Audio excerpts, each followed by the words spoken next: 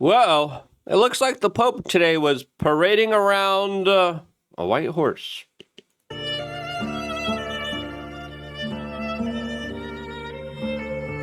What does that mean? Probably nothing, but the first thing that came to mind was, of course, behold the pale horse! A biblical type of reference that mentions a green horse, technically by the correct definition, as some people believe that we are in the end times, apocalyptic types of scenarios that now have been pontificated about from Tucker Carlson and Alex Jones that engaged in a very interesting conversation about one Peter Thiel that believes that the Antichrist will be, quote, anti-AI. What does that mean? What does that represent? As of course, there was this very famous online internet moment during a key interview that started off a very interesting conversation, as of course Peter Thiel then began a 4-part lecture series about the Antichrist. What does it mean? What does he kind of say it actually is? What does this represent? As a lot of people are saying, this could be a correlation with what some powerful people believe to be us in end times and why they're building luxury survival bunkers. As we got some nuanced news regarding this, specifically when it comes to the alleged Peter Thiel luxury bunker doomsday escape hatch that we're going to be talking about in this particular video, with some very interesting comments from Alex Jones and Tucker Carlson. Now, we'll be talking about that and a lot more. We like to talk about these type of unique ideas that probably you can't find anywhere else. And if you appreciate these type of unique conversations, subscribe, click the notification button, as of course there's a big discussion happening right now about artificial intelligence potentially bringing on the apocalypse. Now, why is there this type of conversation? Well, logically, on the surface level, a lot of people are saying, listen, artificial intelligence is going to be a superior intelligence than human beings have, as they have a possibility of hive mind, computing capabilities, and intellectual capabilities that human beings do not have, therefore becoming a smarter type of entity above humanity, a god-like entity, right? Because when you have someone that is more intelligent, you rule over them, right? And if you're able to rule over, you're able to enslave them. You're able to, what a lot of people believe, as defined, be their gods, right? Now, there's a lot of weird type of anti-Christian rhetoric, representation, symbology, especially when it comes to modern entertainment, music, and ideology. It definitely does seem like there's a full-on, full frontal assault against what a lot of people believe to be biblical type of understandings and prophecy. All of this, as Peter Thiel was famously asked about this a few months ago, and his kind of non-answer sparked a lot of very interesting discussions, specifically how the Antichrist could be, quote, using tools that allegedly are being built through Palantir surveillance tech and are, quote, forcing humanity to fully submit to an authoritarian world. The irony of history would be that the man publicly worrying about the Antichrist accidentally hastens his or her arrival? There are all these different scenarios. I obviously don't think that that's what I'm doing. I mean, to be clear, I don't think that's what you're doing either. I'm just interested in how you get to a world willing to submit to permanent authoritarian rule. Well, but again, there are these different. That's the moment that people are like, "Whoa!" It's a pretty big moment there, as Peter Thiel is coming out and saying, "Hey, the people who are resisting the AI, the technological advancements, they're the ones that are going to lead in to the Antichrist." That's his argument. And ever since that big moment that captivated the internet, especially with this type of conversation with a well-placed question, Peter Thiel then decided to do more of a discourse surrounding this, as he now set up a 4-part lecture series on the Antichrist in San Francisco. Now, I haven't been to the talks. I would have loved to personally hear the talks here. But I think this interview here with Peter Thiel kind of asserts his assertion that the Antichrist is going to be a one-world totalitarian dictatorship-like system, like communism, and that the Antichrist will be taking over through, quote, hypnotic speeches of Armageddon through a kind of ex machina way. He explains it way better here. In some ways, the Antichrist copies Christ. The Antichrist pretends to be greater than Christ, hyper-Christian, ultra-Christian, and then maybe only ultimately, deeply anti-Christian. You can think of it as a system, where maybe communism is a one-world system. So it can be an ideology or a system. And then of course, you can also think of it as Newman did, where it's sort of the final dictator of the one-world state, where it's still, you stress it more as a person. You can think of it as a type, a system, a person. How does a sort of world takeover actually happen? And it's kind of not a deus ex machina, but like a daemonium ex machina. It's like the Antichrist just gives these hypnotic speeches where nobody can remember a word, and then sort of just swindles people's souls out of them, and they submit to this totalitarian state or something. As some people are arguing, and this is the chatter, that he's potentially describing Donald Trump here, who goes off on these rants and tangents here, and is spending a huge amount of public money, specifically building up artificial intelligence here in the United States, with many now type of projects where he is funneling huge sums of money into the development of artificial intelligence tech in order to compete with countries like China and Russia that are also developing it themselves and are going to try to essentially take over the world by taking over the influence that they're able to push through artificial intelligence. But again, if we have an intelligence that's superior, it's going to be a runaway intelligence and potentially become our new gods. This is where I kind of would disagree with Peter Thiel's assessment. Now, before talking about what Tucker Carlson and Alex Jones had to say about this, which I also found kind of very interesting here, and this kind of rumor of apocalypse bunkers with people talking about the apocalypse, we'll get into that nuanced perspective. Before we do, we wanted to tell you about wearechange.shop. We don't just have some of the best vitamins in the game. We also have tea here. So if you scroll down and you see some big, happy set of balls, this is our tea. We have green tea, and then we have white tea. The white peach tea is great. We have the green lemon ginger tea, loose leaf tea. No microplastics filled in there. I think we only have 18 bags of them left, by the way. So get them while supplies last. I like green tea. I don't like the consumer-based teas out there. As a Polish Slavic person, I love tea. My family loves tea, but when you're consuming it through the basic kind of normie way, you're consuming a huge amount of microplastics, especially in those little baggies. We made sure to not do that. We made sure to have organic green tea.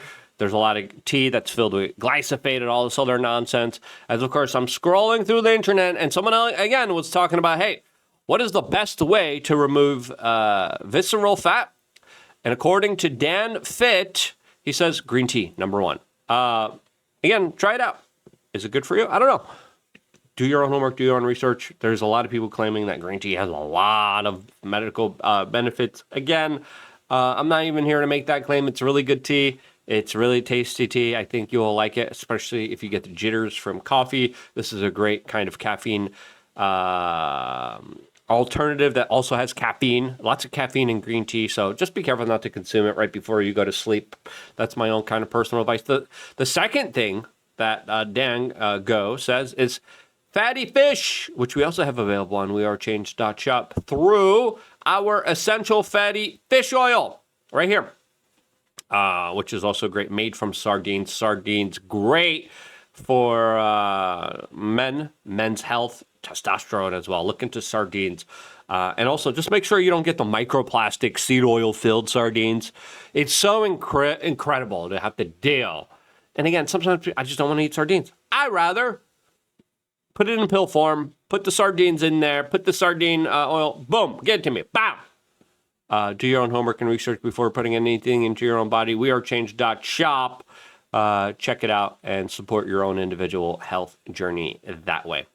Now, this 4-part lecture series, again, I wasn't here for it. We have his kind of explanation of it. I'm going to play the remaining of the clip just to give him his kind of fair due when it comes to explaining all of this. Like this.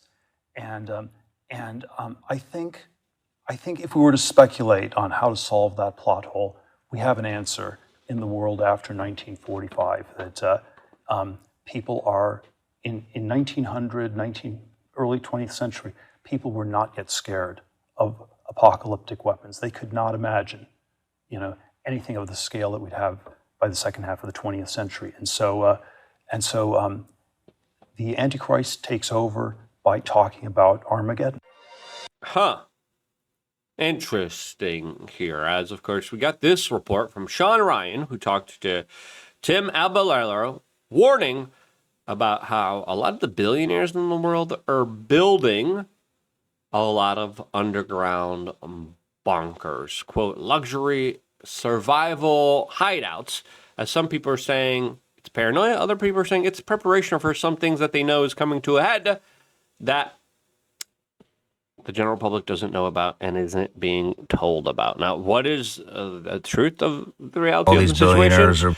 Let's be honest, sometimes people just have a few money and they're like, yeah, I'll just buy an insurance policy through this way because I have nothing else to do with my money. There's also that aspect of it, especially when you're a billionaire. You're like, yeah, listen, if I was a billionaire, personally, I would have like all the underground bunkers. I would, of course, spend my money helping businesses and enterprises and do particular investments, specifically when it comes to the free speech world. But that's $1 billion. You got a lot of money left over. Luke's getting his own underground bunker. All right? All these billionaires are building these underground bunkers, and they have this access. I know it's a fact. Yep. But that they have access to all this ancient knowledge through the occult, Through the mystery schools. at what point do you just get introduced like, oh, hey, you made it? Here's the. You mean here's into the mystery knowledge. schools? You might want. Yeah, there's a lot of truth in the kind of mystery school type of stuff. As of course, Peter Thiel also had connections to Jeffrey Epstein. Jeffrey Epstein also deep into occult type of stuff. And when you look at the kind of top of the top, there's a lot of secret societies. There's a lot of rituals. There's a lot of things that are like eyes wide shut. That, by the way, a lot of scenes were cut out of. And then the producer of just met his demise right afterwards. That probably was more like a documentary than anything else here. Now, there's also a lot of lore about Peter Thiel having an apocalypse survival bunker in in New Zealand. But it looks like the project that he was trying to build on his 477-acre estate in New Zealand was rejected by local authorities. Now, he was trying to build an underground bunker-style retreat, but the local government was like, no, it's going to damage too much of the local environment. Therefore, the local planning commission rejected his plans because it would, quote, have too much of a negative impact on the natural environment. Now, there was plans to build it. We know Mark Zuckerberg also did that as well, and actually built it in Hawaii, and all these other like really successful billionaires do have a bunch of bunkers. But again, I think the truth is somewhere in the middle. I think some of it is just like, I got a few money. I think some of it is just oh crap, we're privy to some secret occult information, and all the stars are aligning in a very weird way. The situation is getting very serious. I want to make sure I have a plan B. I want to make sure I have a bug out plan. And listen, there's a lot of people who have knowledge and information that the general public is just not privy to. All right. Now, again, Peter Thiel, his bunker in New Zealand denied. Does he have any other ones? I don't know. If I'm a billionaire, I'm not telling you about my bunkers. You crazy? You crazy? You think you're going to know about the Rodowski bunker? You think I'm going to tell you where my bunker is? I'm a publicly announce it? No. Does he have one? Probably. He has that money. Probably has it. I would have it. And I would not be telling anyone about it. Right? But there are a lot of billionaires that do have a lot of these bunkers. Now, enters into the chat Tucker Carlson and Alex Jones. I had a conversation about this very topic, and this is what they had to say. It leads them to defend like murder and stuff. While we're on theology, exactly. While we're on theology, what do you think of Peter Thiel's whole Antichrist lecture? I haven't seen it. I have talked to him about it at great length. I think it's really interesting. I didn't really get to the punchline on that.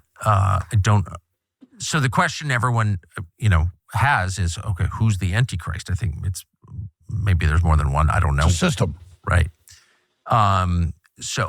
Is it the AI system? But again, that's what Peter Thiel is arguing the opposite of. So I would just say I'm not taking a pass on the question. I would, but I don't. This is so far out of my depth. I mean, I'm just sort of at the I'm for Jesus stage of things. But I'm glad that there's a conversation about it. I welcome all conversations about the transcendent because I think it's what matters. Well, exactly, because, I love the a comedian, Tim Dillon. He's like, this guy's got all this cashless control grid, and then he wants to know about the Antichrist. Well, he grew up really Christian. People don't know, Peter Thiel, and then now he's wanting to have a debate about it. I don't think the Antichrist wants you to have a debate about the Antichrist. No, that's a good point, right? Because if you are the Antichrist, you're like, yeah, stop talking about the Antichrist, right? But at the same time, we saw what Peter Thiel just said a moment ago, saying, "Hey, they were going to be talking about Armageddon and and the Antichrist." It's like, okay. As again, there's a lot of different theories. Some people say Trump. Some people say Elon Musk. Some people say Gavin Newsom. Again, lots of people have lots of different particular theories on here. Tim Dillon, though, has been kind of very publicly critical of Peter Thiel and the Trump administration. I personally really like his comedy. I think he's hilarious here. And then Alex is kind of doing a little friendly jab against him, being like, you kind of do this. Alex made previous comments talking about how Palantir is an answer to the kind of left-wing intelligentsia states, that it is now a right-wing intelligentsia state. Now, there are kind of contradictions, especially with Alex Karp, another kind of Bilderberg member. Peter Thiel is also a Bilderberg steering committee member. And Alex Karp talking about how they were able to get rid of the far right. He then, in Europe, and kind of bragging about it, is not the best of look as a right-wing kind of intelligence agency.